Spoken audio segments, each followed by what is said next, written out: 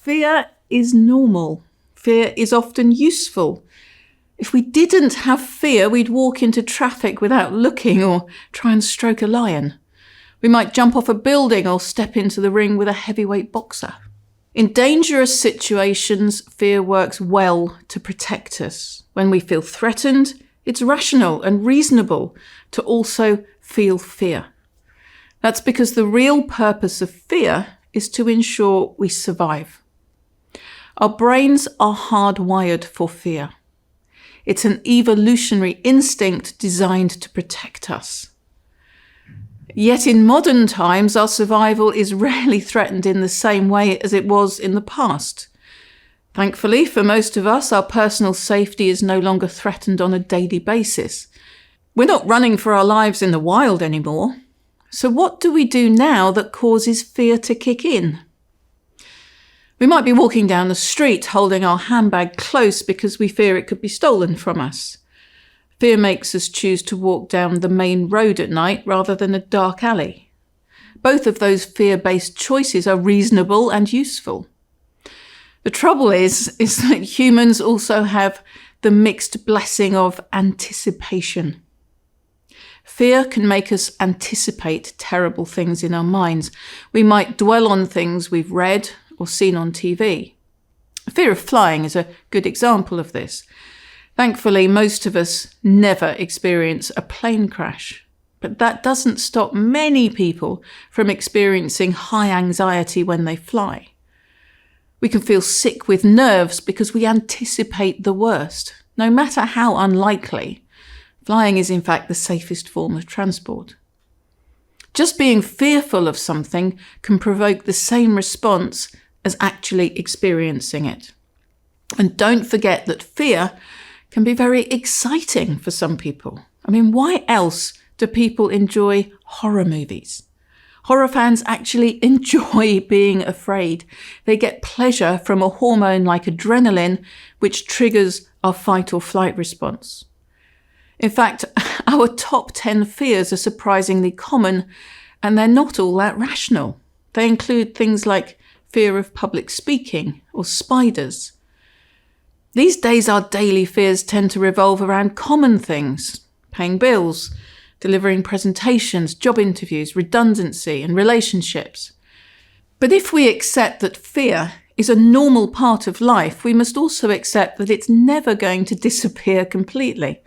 Most of the things we fear don't threaten our survival when we weigh them up rationally. Instead, anticipation makes us fear the worst, no matter how unlikely it is.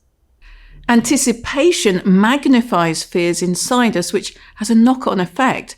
Our fear gets inflated by automatic responses in our bodies. Our hands shake, we get sweaty palms, we get knots in our stomach, and we release adrenaline.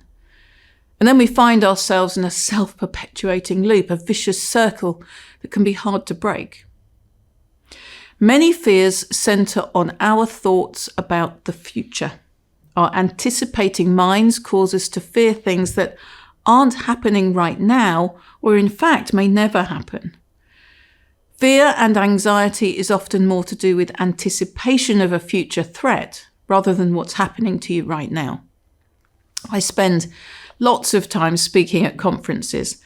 Sometimes it's just to a handful of people, sometimes it's to thousands. Public speaking is ranked as many people's number one fear.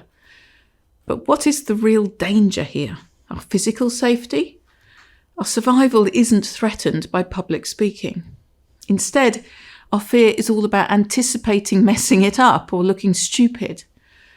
And although this fear feels very real, in fact, it can hold you back from doing the things you need to do to succeed.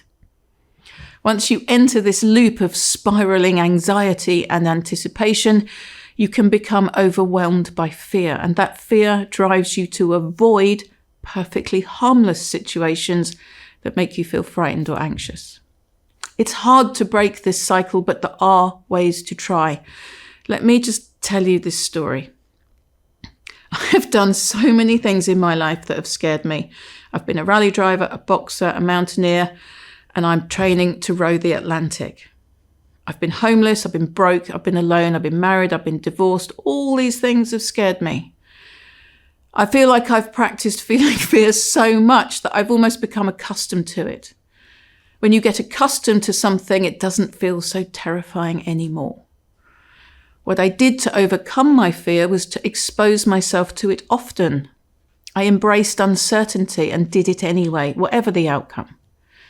No matter what happened, I told myself, I can only win because even if the worst case scenario happens, I'm going to learn something. And I love learning stuff. I mean, maybe you do too. My message here is that you might feel scared, but if you never try, you will never learn. You won't grow, and you certainly won't change. That's why it might help you to identify the real cause of your fear. And this is important because there's probably a hidden emotional fear hiding behind a practical task. One of my favourite pieces of wisdom says that if you know the enemy and you know yourself, you need not fear the result of 100 battles. Once you know your fear, you can take baby steps to confront it. Gently, slowly, you can increase your exposure to this thing that you fear and eventually face it head on. You'll discover that it's not as bad as you anticipated. Keep up the momentum, regularly confront your fear and move forward just a little bit every time. As the author Susan Jeffers suggests in the title of her famous book, feel the fear and do it anyway. Please do subscribe to my YouTube channel. Just click below. That'll alert you to new videos, details of live events that you can attend and other updates. And of course, visit my website for more information.